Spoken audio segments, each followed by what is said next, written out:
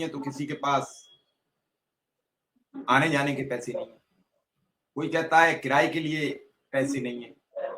और ये एक दो नहीं, हजारों शिक्षा मित्रों की समस्या, एक दो की नहीं है। आपको शायद मैं बता दूं कि 70% शिक्षा मित्र अवसाद से गुजर रहा है इस समय, अवसाद से।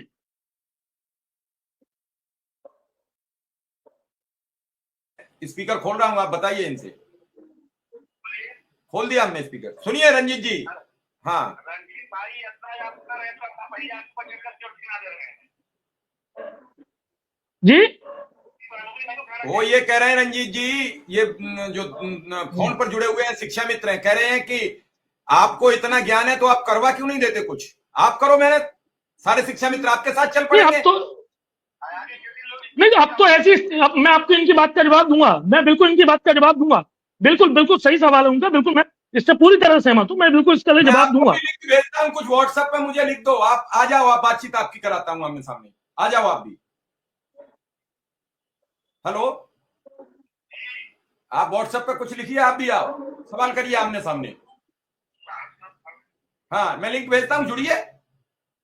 जी जी रंजीत जी।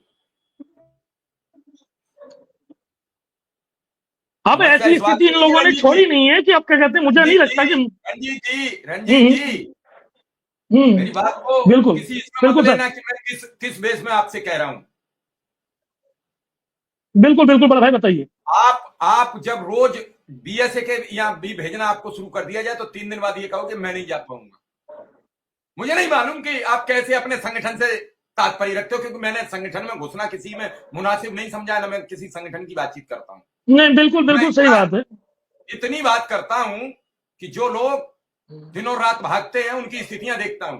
लोग आते हैं तो मेरे ऑफिस में रात को सोते हैं सिर्फ इसलिए कि उन पे पैसे नहीं, तो भागना तो आज तभी पड़ रहा है ना, नहीं भागना तो आज तभी पड़ रहा है ना कि अतीत में गलतियां हुई है ना। क्या गलती हुई? अतीत में गलतियां हुई है ना। क्या गलती हुई वही तो मैं जानना चाहता हूं आपसे, क्या गलती हो गई?